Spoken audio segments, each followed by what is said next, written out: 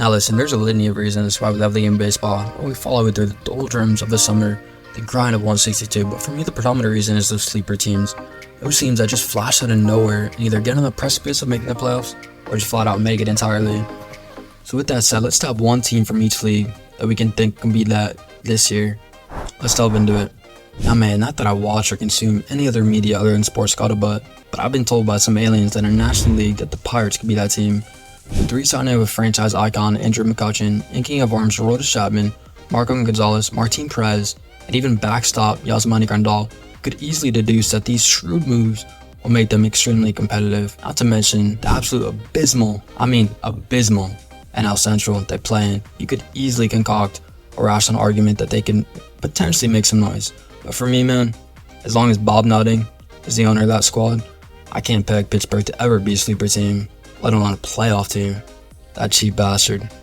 Maybe that was excessive, who knows. So with that said, the National League sleeper for my money is the New York Mets. Yeah man, I didn't stutter, the New York Mets. Let us not forget a 101 win campaign they put together just 2 years ago. I understand the microwave society we live in, the now society. But man, that's not a decade ago, that's two seasons ago. They still amass plenty of humans that can ball in that squad. Not to mention, they got Edwin Diaz back. They still possess some flat out dudes. Like I said, with Polar Bear in a contract year, perennial all-star, shortstop Francisco Lindor, center fielder Brandon Nimmo, Hall of Fame catcher, potential Hall of Fame catcher in my opinion, Francisco Alvarez. Those are 5 names I just rattled off. They're absolute dudes and any team be happy to employ. I understand the putrid year they had last year, but I really do expect a bounce back. Now granted, the trepidation for me is rotation, of course, especially it's amplified with staying out for a prolonged period of time.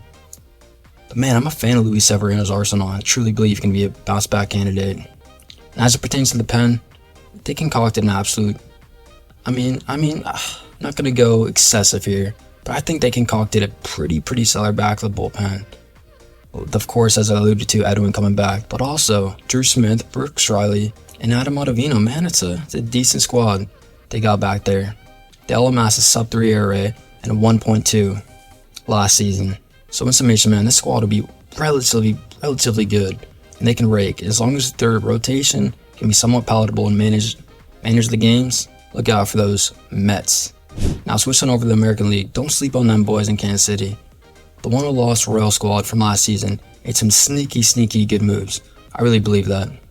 Starting a rotation where they were bereft of talent by adding Seth Lugo to a 3-year deal and Michael Wacha to 2-year pact. 34-year-old Lugo posted a 3.4 ERA with over 140 strikeouts last year, where 32-year-old Wacha amassed a 3.2 ERA while racking up 14 wins. Not to mention a rising star in Brady Singer. You can concoct a somewhat reasonable dream that the once pitiful Royals can have a decent starting rotation, especially spearheaded by those 3 arms. Now of course, I can't go much further without mentioning the absolute stellar Bobby Witt Jr. He's an absolute superstar in the making, there's no doubt about it. No knowledgeable baseball fan will push back. Come on man, don't push back. Don't be that guy. Longtime 33-year-old backstop Salvador Perez will continue to be a mainstay in that lineup. There's no reason to think he won't pump out a 20 and 80 year as he's done for the majority of his career. Now listen, branching out to the rest of the humans, there's not incredible leeway. They got Bobby Witt Jr., as I mentioned, Sal. They got a rake. There's no doubt about it. But again, in their abysmal division, the Twins, they might win 86, but that's about it. Man, I can concoct the rational argument that the Royals can be a sneaky team. And look out for MJ Melendez, another youngin' on the rise. That in totality, man, we compound the fact that they're just in one of the putrid divisions, as I just said. I wouldn't be surprised if they're in it in September. I really wouldn't. Anyways, what do y'all think?